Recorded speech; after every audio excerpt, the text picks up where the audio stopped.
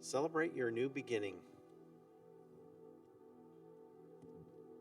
What's today, May 8th? 7th? Yeah, today's the 7th. We're skipping ahead a couple of days. So, as you feel comfortable, sit back, relax. Feel free to keep your eyes open or close them. And the reading goes like this. Celebrate your new beginning.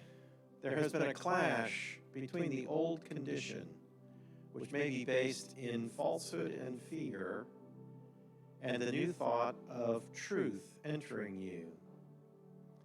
The old is kicking vigorously against the truth. And that's Emil Candy.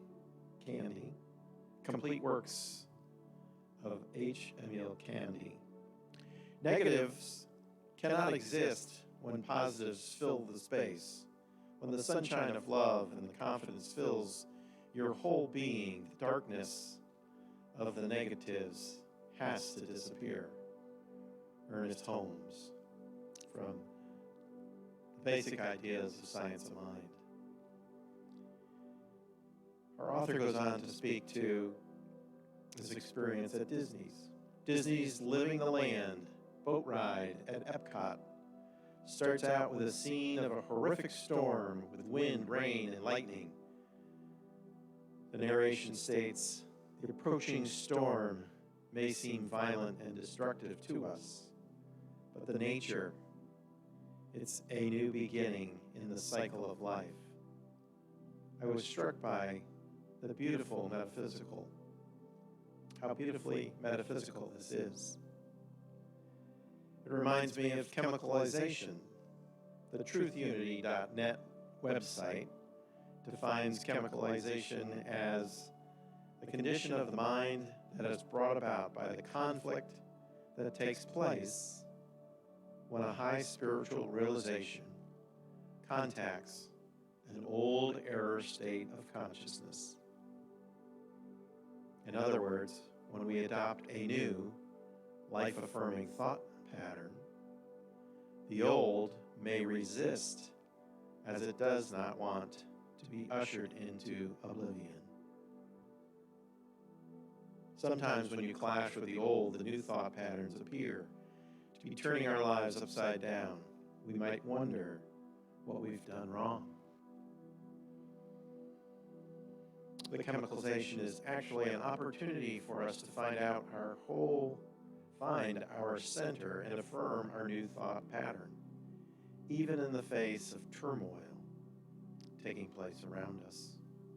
Eventually, the new belief neutralizes the old until we are on our way to experiencing something much better and more in alignment with the truth of who we are.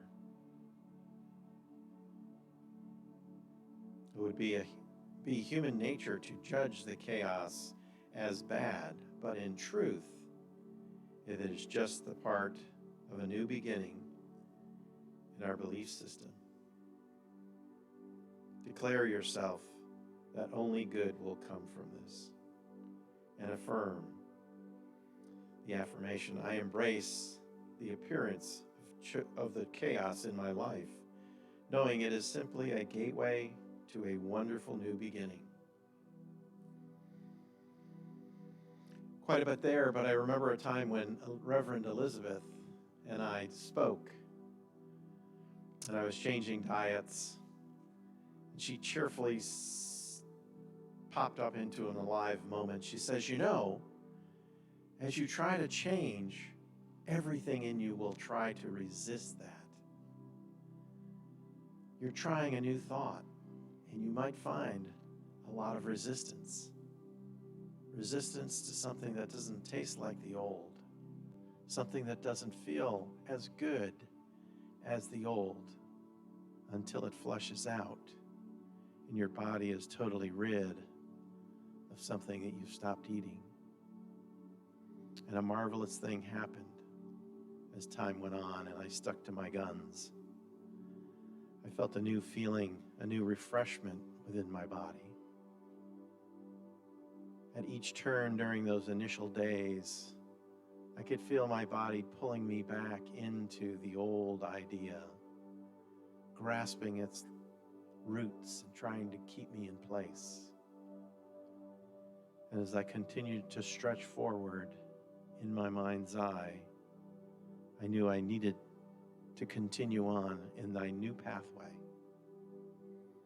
And eventually, the new became the existing. The new became what I began to believe was for my highest and greatest good. And by sticking to the guns, I moved forward into a new, healthier eating pattern within my life. So as I move forward now today for each and every one of us, know that when we have a new idea, that idea is one that you ask yourself, is this for my highest and greatest good? Is this something I truly want to accomplish? Is this on my spiritual path? Can I stick to this thought, this idea, long enough to uproot the tree that may be a part of who I am, to launch into a new idea of growth and development and kindness and keenness, moving forward into a new idea that is a blessing?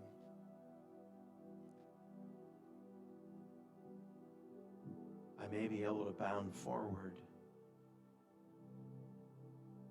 without any difficulty at all. I may move forward knowing this is my greatest good. This is my move, and I choose to do it. And should I feel the tug of an old idea holding me back, I just recognize it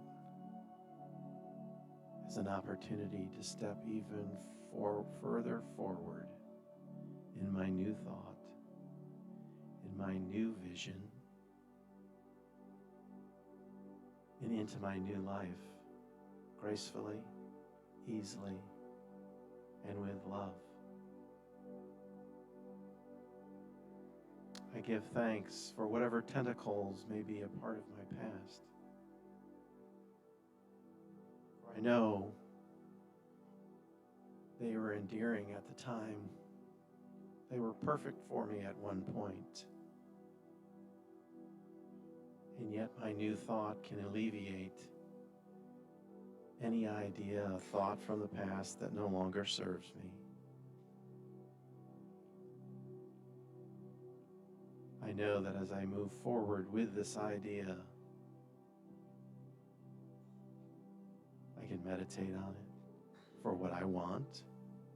I can meditate on the new, for I want to release the focus on the old. And I continue to bring it into my life through meditation, through affirmative prayer, and through focusing in on that divine step that I do moving forward.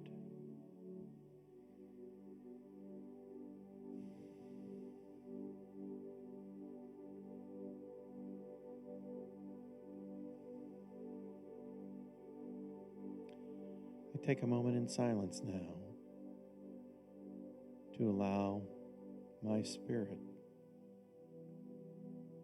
the inner core of my belief, to recognize anything that I want to release and let go of, or I focus in on a new thought that excites me and delivers a whole new meaning of happy to me, an idea of expression, love, fulfillment, something that jazzes me at the core. And I allow myself to say that this is good for me. This is good for me now. And so I take this moment in silence to feel and to recognize, to experience a thought, an idea, a new beginning for myself right here, and right now.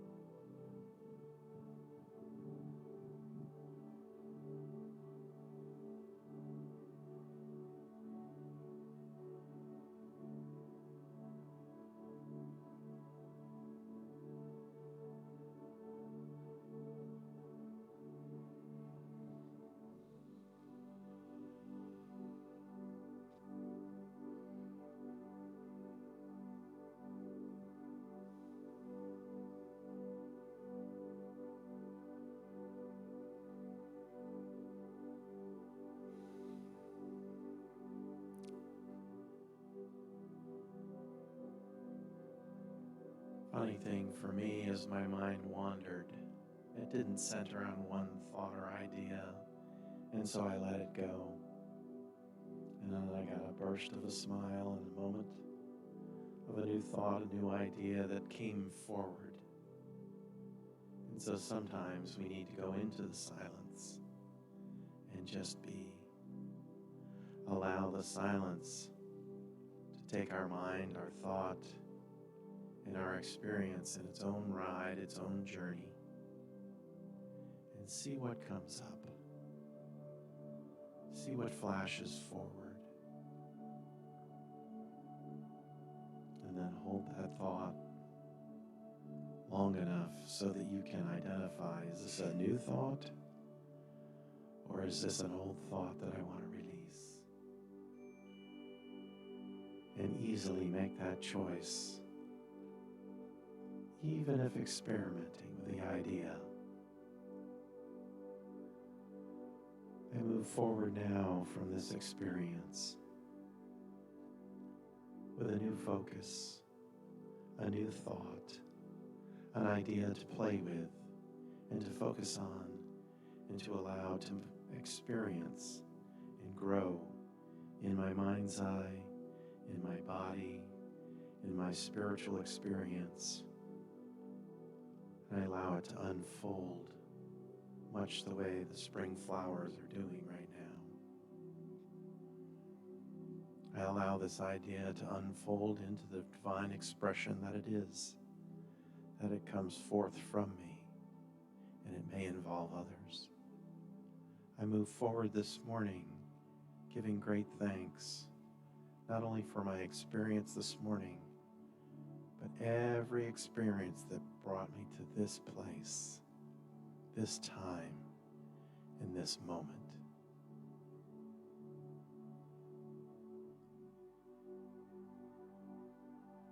There's gratitude in my thought, my heart, my body, my spiritual center.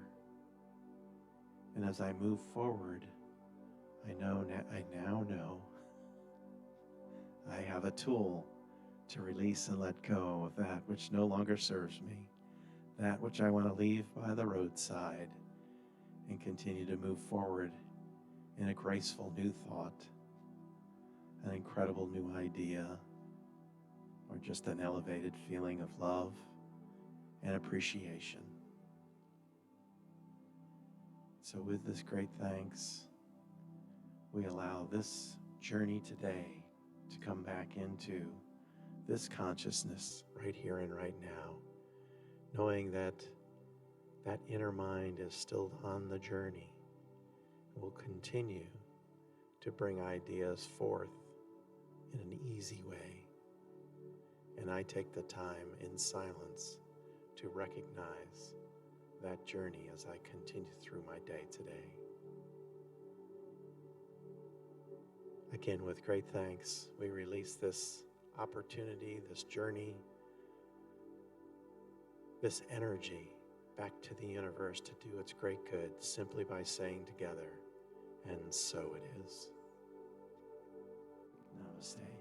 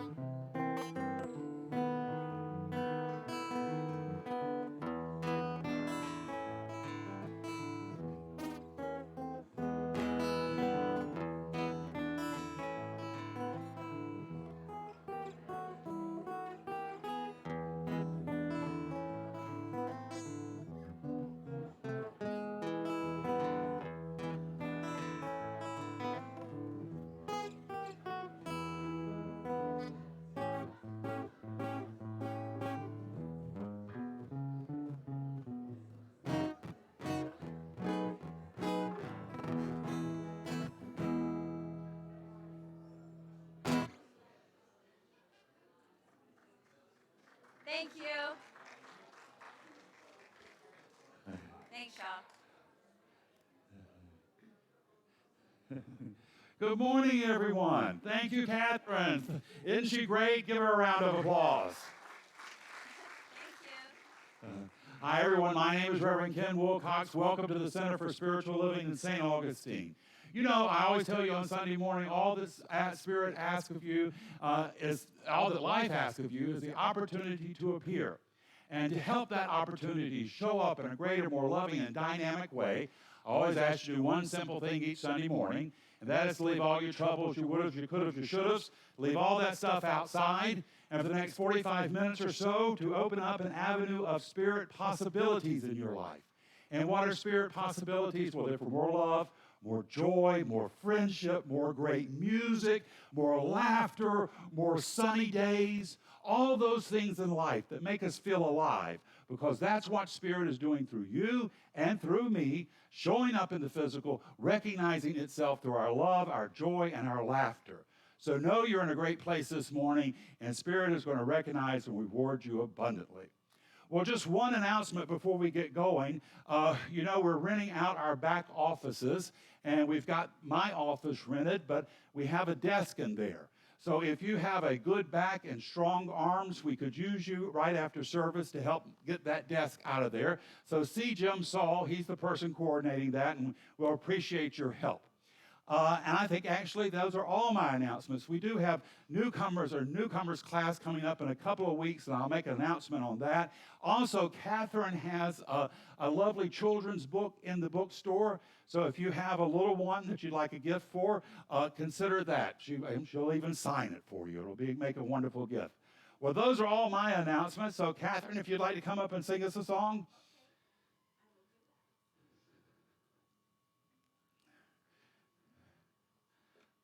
So you told me a couple days ago the theme was the power of now, and you just told me it's something different. Mm-mm. No, it's not. Power of Now.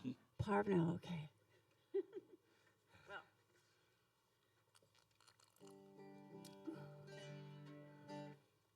Okay. I cut my finger last night pretty badly, so I'm having to adjust a bit.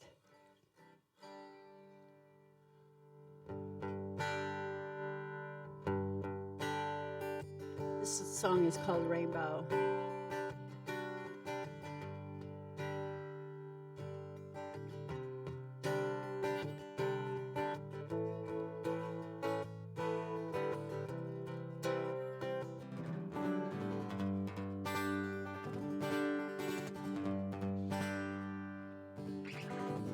Follow the rainbow that exists within your heart. Reach for that door beyond the clouds. Focus your arrow higher than the highest star. Reveal your voice and sing it loud. It's up to you how low you go or how high.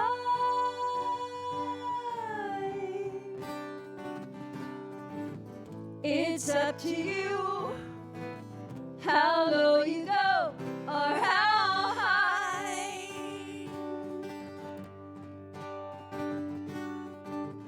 There is a sparrow singing on your windowsill, but you refuse to hear the sound.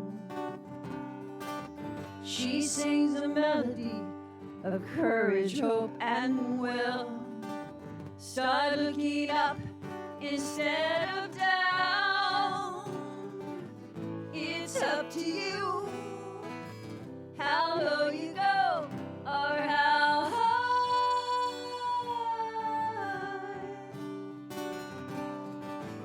It's up to you how low you go or how high.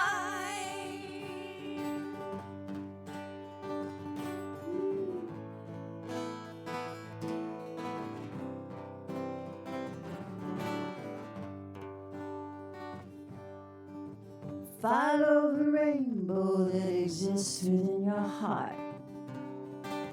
Reach for that door beyond the clouds right now.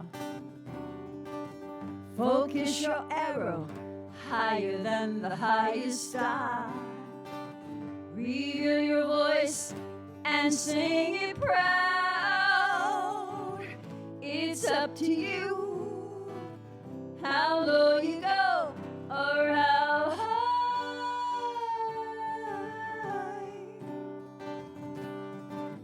It's up to you how low you go or how high.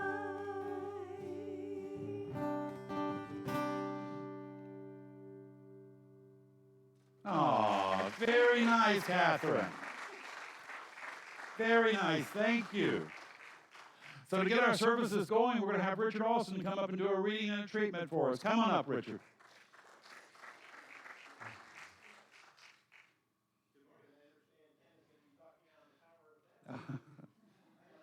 Now the power. You know, each of us, as a practitioner, we've studied for many years, but I wanted to let you know that each one of you is actually a practitioner in your own life. And so each week we get a wonderful lesson. We get a chance to put it into practice. We can take what we learn each week and put it into an understanding that you can use throughout your week. So I just thought I'd mention that. That's part of the power. We also want to let you know that as your practitioners, there's a gold box over here, and there's a paper. If you have anything that you want a practitioner of the week to focus in on, to enjoy even greater prosperity or greater goodness in your life, we will focus on that. If you are looking for some help on something that's not going quite so well, we will be happy to work on that as well for you. So please know that truth. My reading this morning comes from the Science of Mind magazine. Gratitude, the gratitude perspective. When your heart is filled with gratitude, it is grateful for everything and cannot focus on what is missing. Wayne Dyer spoke to that in the book Manifest Your Destiny. Ernest Holmes goes on to say, gratitude is not only the virtue, but it is also a part of a practical philosophy. Sorry, the eyes are a little dim here in the light. Well, the eyes are shining bright, but it's part of the practical philosophy of daily life. There is no wiser way of living than to remember every morning what life has given us and to lift up our thought in thankfulness for every bounty we possess. The author goes on to talk about something I think we can all relate to. I guess I shouldn't put you in this place, but I can relate to it. I used to get very extremely angry when I had to wait longer for something that I didn't really feel I needed to wait that long for. As an example, Department of Motor Vehicles. That come to mind for you? Yes. That's been a part of my life for quite a while. And yet, at the same time, I always had too much to do and not enough time to do it. And they were adding to the problem. By the time it was my turn in line, I was usually pretty pissed off. Anyway, so you'd pay your bill, you'd go out, and you'd say, hey, that was a great 45 minutes I'll never get back in my life. Sometime along the course of my spiritual journey, my perspective shifted. Instead of choosing to get upset, I chose to be grateful. It was, if it was a doctor's office, I gave thanks that I had access to the top-rated medical care. If it was a mechanic, I felt grateful that I owned a car and I knew how to drive it. It was I guess it wasn't. But anyway, I owned the car that I loved and could drive. If it was the checkout at a store, I felt grateful that all I had access to, such as a wide variety of good and the funds to purchase them, it worked. But a big event happened yesterday. Think about waiting a long time to be in charge of a country. You remember, 74 years it took for Charles to wait to get the job he's in. Sometimes he was a little not focused in on how great it was to wait that long. So we'll see if he really enjoys it and if he put gratitude on the ceremony yesterday. If you had a chance, I watched some of it. It was a lot of fun. But know this truth. And that truth is a gratitude of patience, a gratitude of perspective will take us a long way in this day and age. It'll take us a long way within myself and give me this opportunity to really shine forth, to allow my spirit to come forth and to guide me in every way, shape, and form. I can release and let go of anything that no longer serves me. I can let it just go by, let the wind blow in my face, and release that which no longer can upset me, that which no longer can really fry my toast, so to speak, in other areas. I know that as I go forward this morning with an attitude of gratitude, that I give thanks not only for all of you here today, for Reverend Ken, for this wonderful space that we reside in, but I give great thanks for the spiritual growth that has occurred through the years that I have visited. And each week I get a new lesson, a new opportunity to implement one little piece of information that might let my spirit grow further. And for that, I am grateful. So with this treatment, we release and let go. We know that the focus on gratefulness is here within us, and we can all say that we can let it go and all say together, and so it is. So it is. Yikes. Wow. Feel the energy there. Thank you, Richard.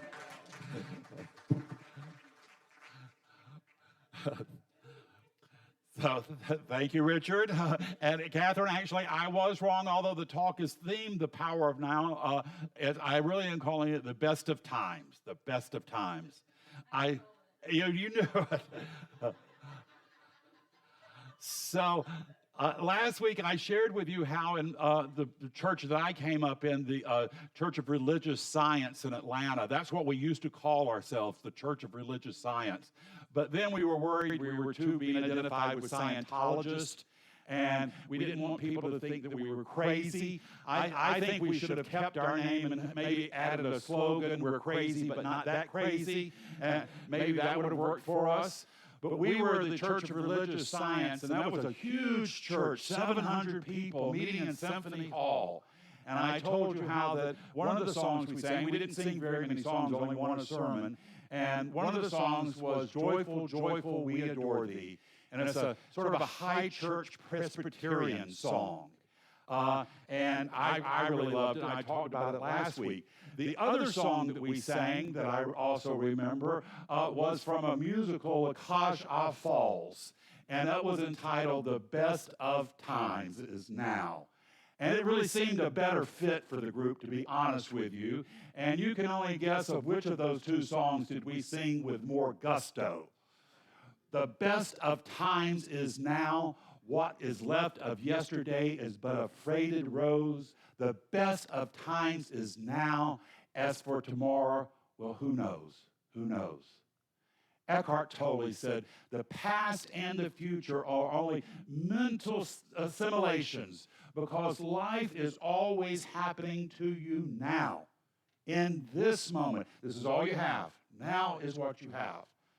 And the scientists, they tell us, the scientists who study these things, they say the past and future have as much probability of existing as the present moment does. And when you throw the idea of multiple universes in, which I guess you have to explain everything, they throw in multiple universes. I think it's like the undercoating of a new car. You don't really want it, but they give it to you anyway. So when you throw in the idea of multiple universes, then you have to accept the possibilities that all possible events exist and all possible past events are still present. And we're in the very middle. We're in the deciding factor of where that goes. and how we choose to remember the past. It's almost like our lives are just split in little momentary sections of information. Remember the old library card systems?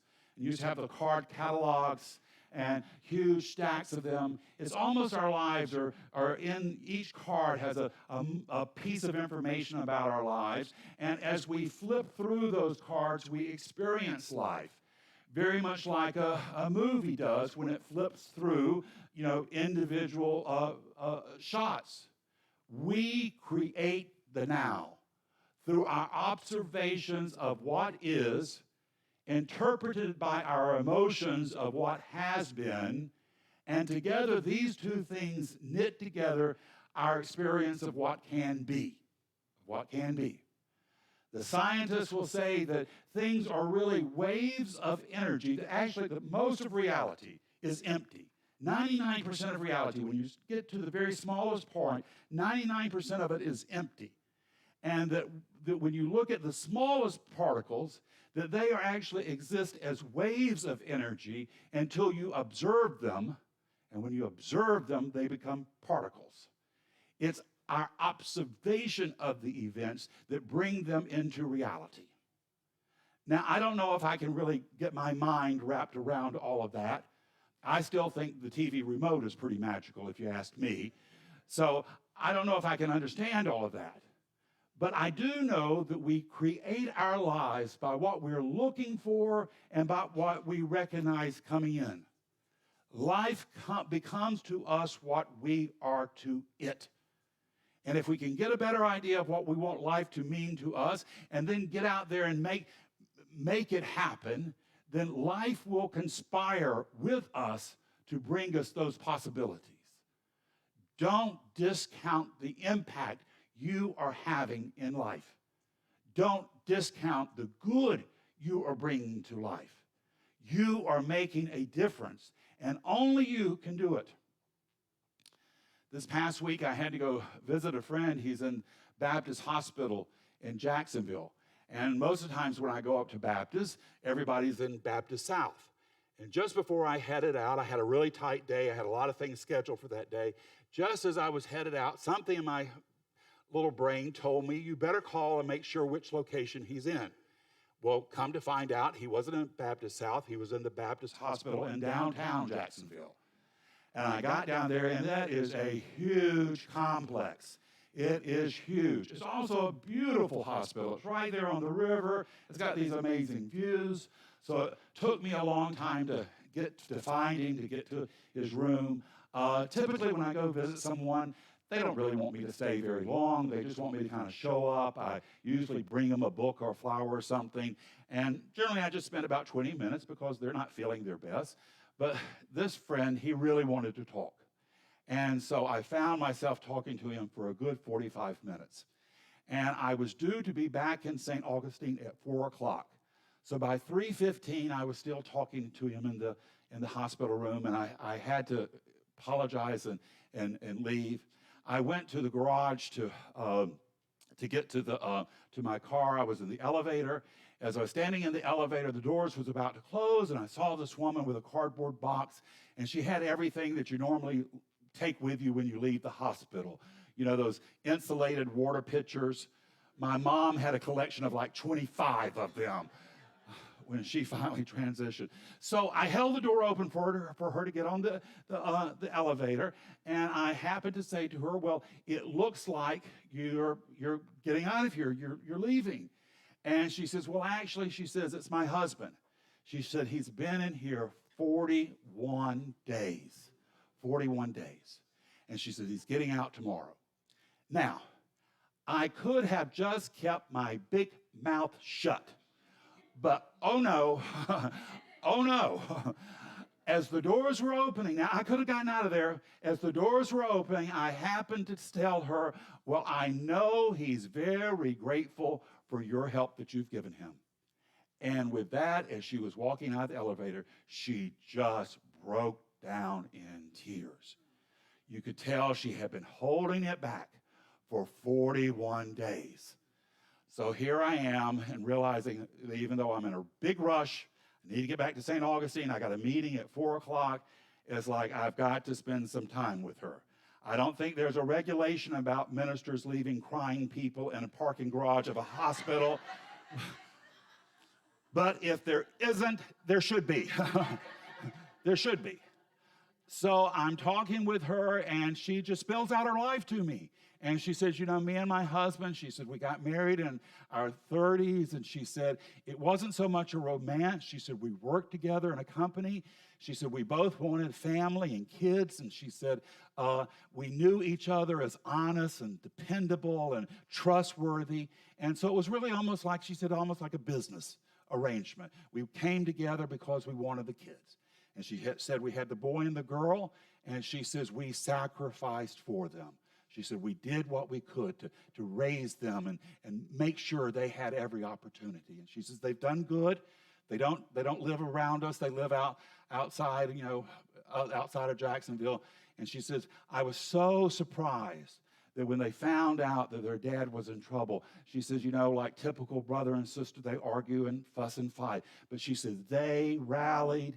They came together. She said they got organized, and she said they made sure everything was taken care of. And she said they even kept me, made sure I was taking care of myself. She said, I didn't think there was, with my husband, there was a lot of love there. She said, but there had to be, or how else could we have produced two loving kids? How else? She went ahead and I helped her get into her car, and on the way back, I thought to myself, yeah, she has to be right. There had to be love in that relationship, or how would they have been able to produce such two loving kids? And I also thought about that it's interesting that it's a blessing that her husband and her were getting help from the kids. That's a blessing. And it's also a blessing that they use this challenge to come together, to pull together in love and compassion. I've heard someone say that in our moments where we have our greatest grief can also be our greatest joy. It's how we choose to step up and what we choose to bring about it. And I think this is the challenge of life. What are we going to bring? Are we going to bring joy, or are we going to bring sadness and misery? We have to be open to love at every stage of life. It's very much like Marley's ghost in Christmas Carol. What is he doing? He's dragging along this chain of misdeeds. Well, I think we do that, but we also, in that chain is also joys and also sorrows. And you get to a certain age, and you cannot help but to have some sorrows. There have been people that have left you in life. There have been situations that didn't work out. Now, you can try to minimize them, but they're going to still be with you. So how can you, in the midst of carrying this sorrow, still participate in joy? Still be willing to step into joy and to be joyful and loving, compassion exactly where you are. This is what life calls us to be. And even in the worst of situations, there is some good, there is some beauty. There's an amazing book, I'm sure many of you have read it. It's called Man's Search for Meaning. It's by Viktor Frankl. Viktor Frankl was actually Sigmund Freud's disciple. Sigmund Freud wanted him to take over the institute he had founded in Vienna. Freud got out of Austria before the Nazis came in. Frankl did not. And Frankl went to the concentration camps, and he lost all of his family there.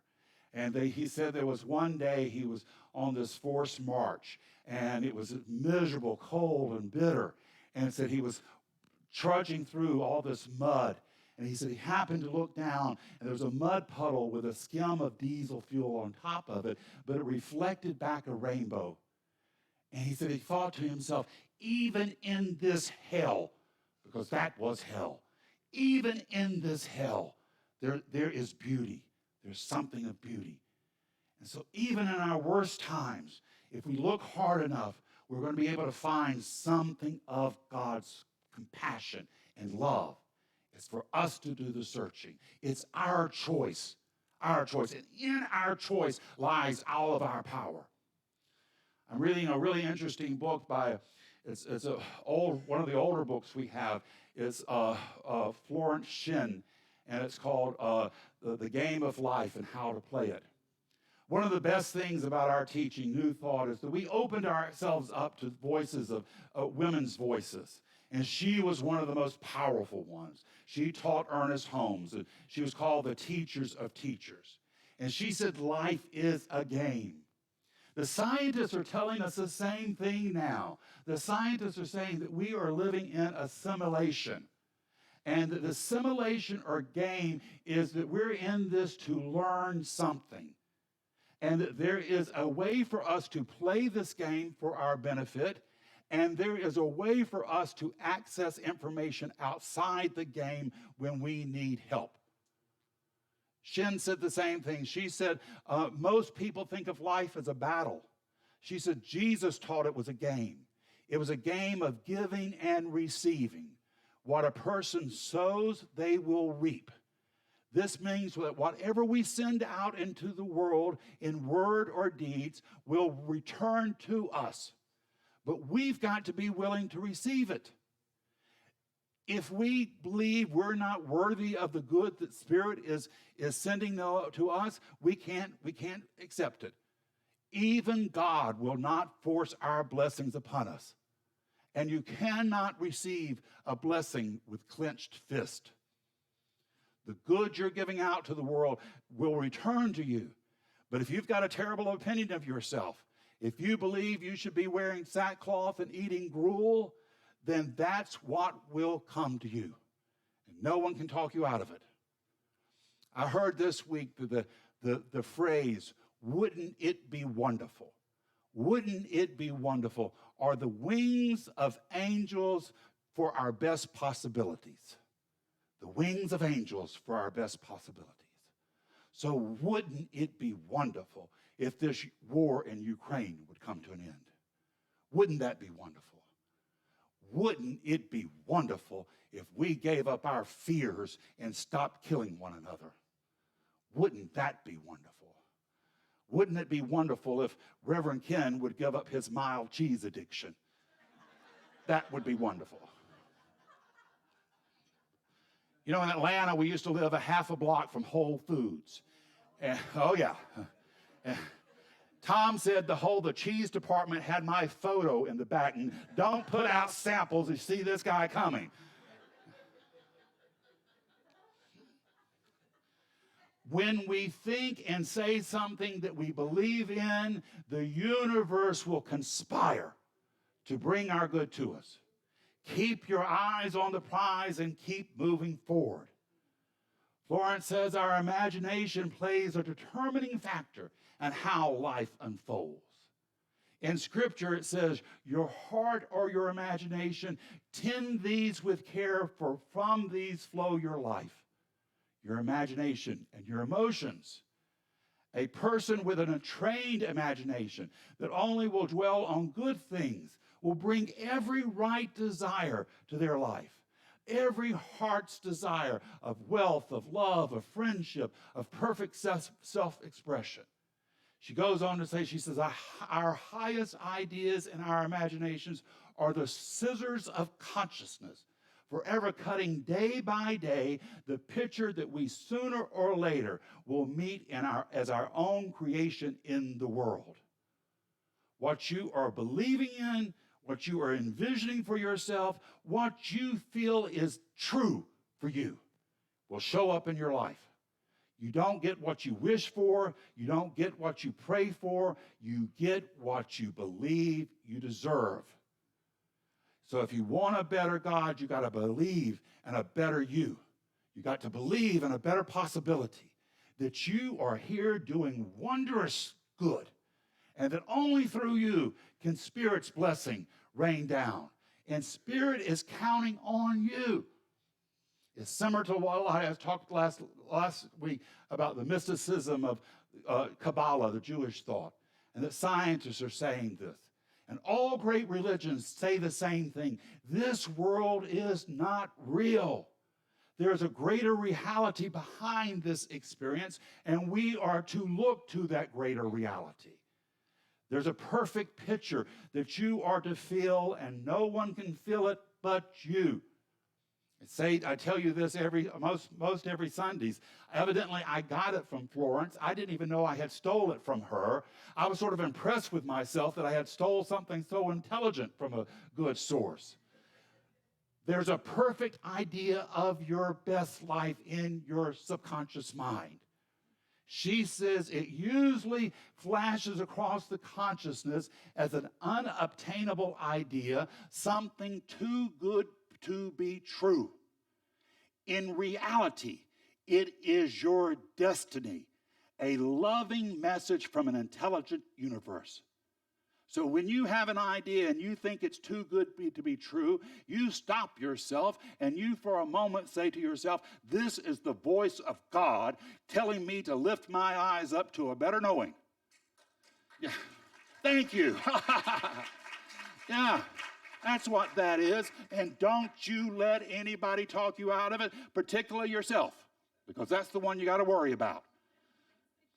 And here's an interesting thing. I got friends that who are traveling to my hometown of Macon, Georgia this week. They asked me to give them some tour guide some advice. I did. I told them I-75 north. That's my that's my best tour guide to say it for Macon, Georgia. Stay on the access road and keep going. Punch the gas meter. But now here's a funny thing. I have a reoccurring dream about Macon. I do. And in my dream about Macon, I'm living in a downtown loft. There is no such place.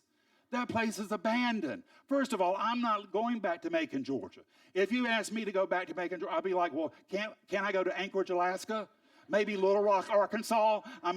West Monroe, Louisiana? There's no such place.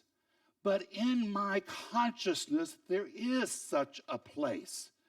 And in my consciousness, that means there must be a possibility of that existing.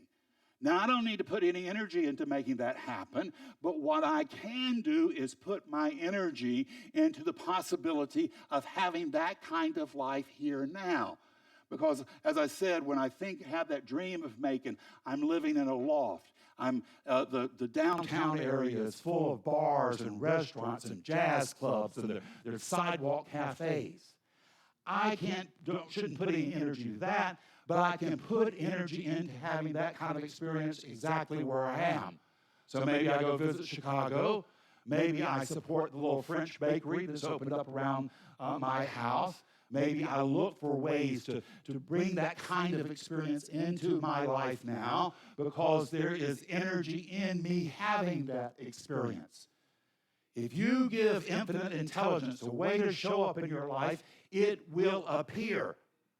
If you talk yourself out of it, it will flow to the next logical outlet. But appear it must.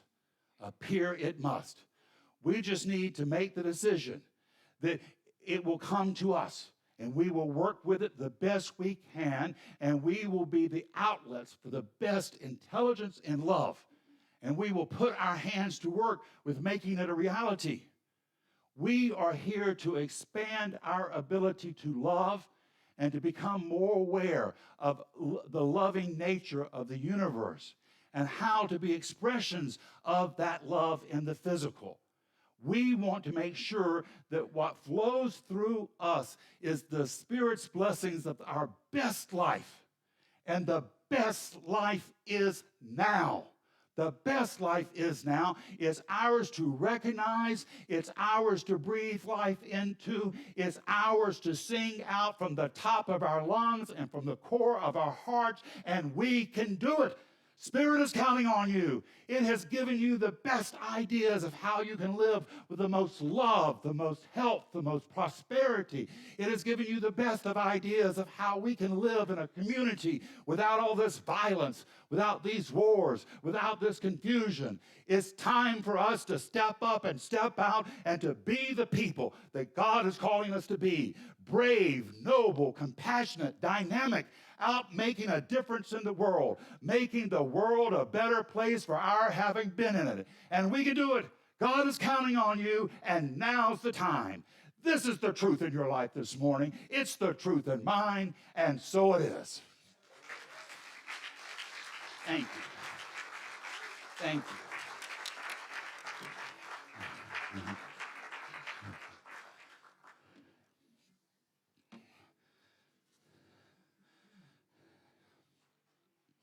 You're on fire again. Isn't he?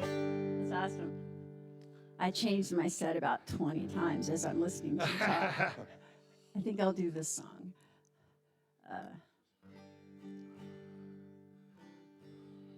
Do I have some sound? It's on me. Okay, there we go. All right. Okay. This is called Ready to Love.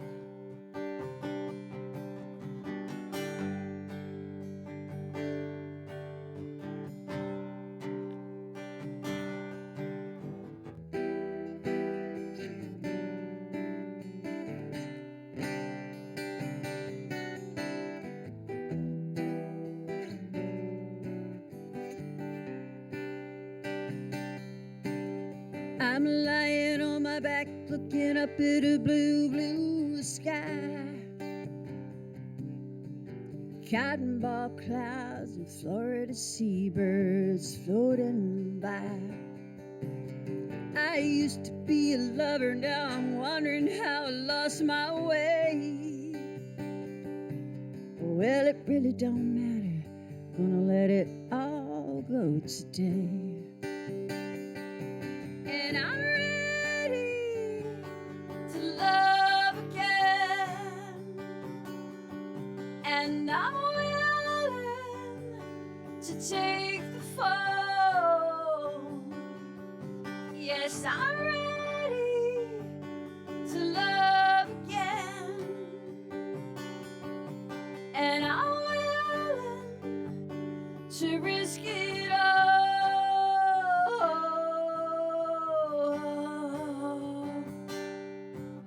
My friends keep looking at me like they really don't understand. I've been secretly single for as long as they can comprehend. But they don't know the pain I didn't know I buried deep inside. I let it all float away on a cloud today. Now yes, I'm ready to love again, and I'm willing to take the fall. Oh, I'm ready to love again, and I'm willing to risk it all.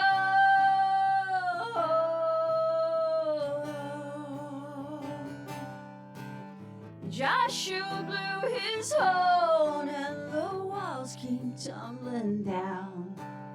Moses raised his hands and the sea gave way to land. But my heart, more solid than the wall. Yes, my heart, more stubborn than the sea. Yes, my heart wasn't free, but now I'm ready to love again. Oh, and I'm willing to take the fall. Yes, I'm ready to love again, and I'm willing to risk it all. Risk it all, risk it all. I'll risk it all, I'll risk it all. Oh, thank you, Catherine. Lovely. Thank you. So now we come to the time we support our center. We support the center because this place is doing really great, amazing stuff. Now, you can help us out in a couple of ways. One thing you can do is you can just keep us in your prayer work. Just envision this place full. You know, there was a time where you would almost have a hard time finding an empty seat in here. So just see people coming back to us.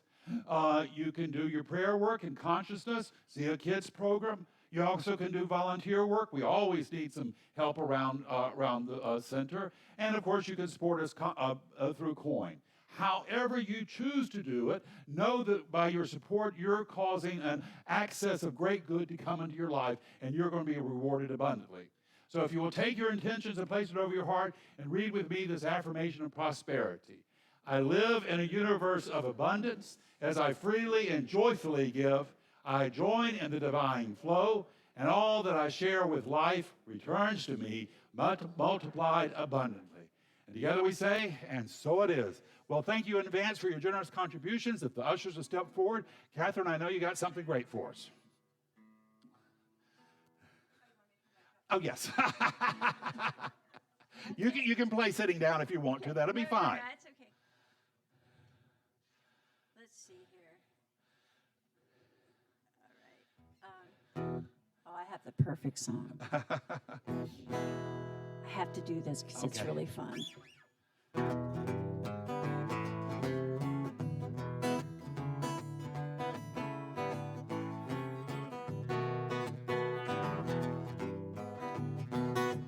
Stick with me, baby, I'll turn your money green. Yes, stick with me, baby, I'll turn your money green. I'll show you more money than Rockefeller's ever seen. If the river was whiskey, and baby, I was a duck.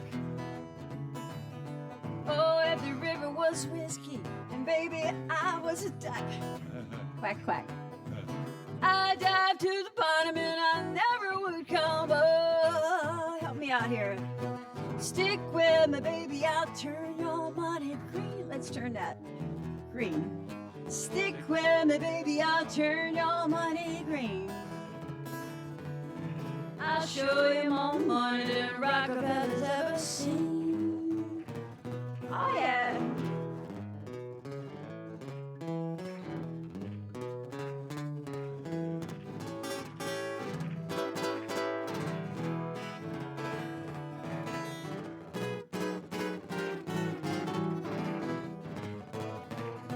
Well, stick with me, baby. Let's turn that money green. Oh, stick with me, baby. I'll turn your money green. I'll show you more money than Rockefeller's. Yeah, I'll show you more money than Rockefeller's. I'll show you more money than Rockefeller's ever seen. Thank you, Catherine. Oh, that was lots of fun. Good for you. And thank you, Betsy. And thank you for your support. Your support is allowing this center to continue being the wonderful beacon of hope and light and inspiration that it is for this community and the world. You're helping make the world a better place through your support, and we're doing it every day by day, heart by heart, soul by soul, prayer by prayer. We're lifting up a light of God's possibility for a world in need. So thank you. We bless it. We release it, knowing it does its good and powerful work, returning to us multiplied abundantly. And together we say, and so it is. All right, well, let's close our service with an affirmative prayer. I'm going to do it for the first person. Take it in for yourself. If I say something that works for you, hold tight to that. If I say something that doesn't work for you, just let that slide by. But just know this truth with me this morning.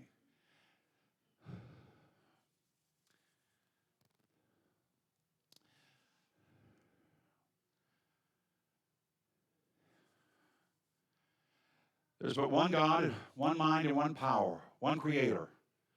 That power, that spirit, that intelligence, that wisdom created me from itself, plus nothing else. It has created me to walk the soil of St. Augustine with all the wisdom and intelligence and possibilities that it created me from. So here, now, this day, I choose to keep a better idea about myself.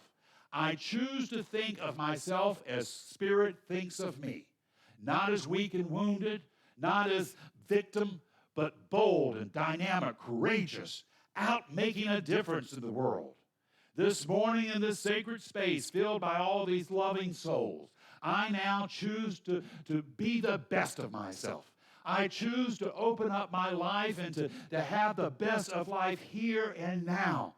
There is a way for me to allow the world to be flooded with my love and joy, compassion and music and love. There is a way for me to experience heaven on earth here and now, in this moment, in this lifetime. Spirit and I will not be disappointed. We're on a journey together. We are on a mission from God, and I will not be turned back. I've fought long enough for those small ideas of lack and limitation and victimhood. Those ideas are like the shadow that fled the morning sun. Here now I'm choosing to lift my eyes up into the hills which come my strength. And my strength comes from a right knowing that I am one with God and God is good and that I'm here to experience all the joy and love and health and prosperity here now in this moment, in this time, in this life. This is my truth. Every cell of my being radiates this right knowing, and I release this prayer into the mind of God to do its good and perfect, bold and dynamic work, returning to me multiplied abundantly. And together we say, and so it is. All right, my friends, I'm going to leave you with one last idea, and that is that your life, it's not a problem to be solved. It's a miracle unfolding. Your job this week is to name your miracle, to proclaim your miracle, and to make it your own.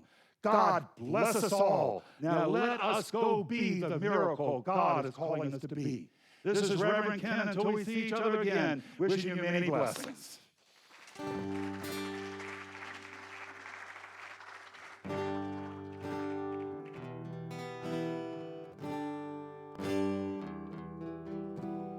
Hopefully you can sing this with me.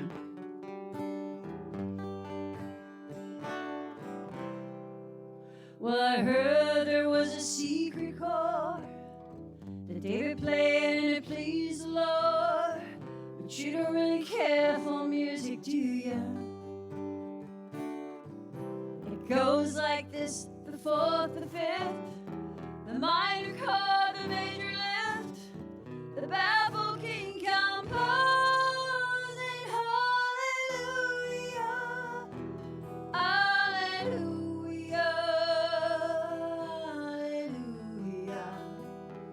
hallelujah, hallelujah, hallelujah.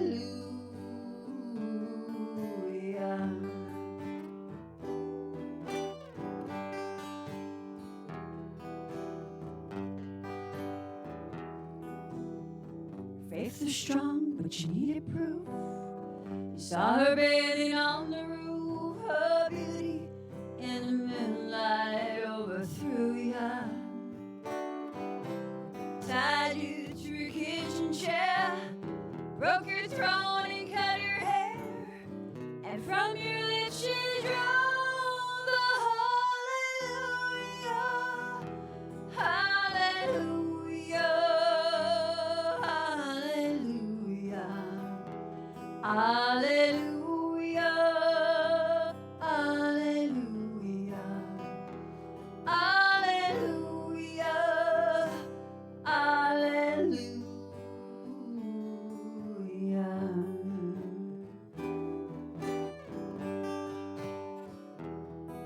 Well, baby, I've been here before.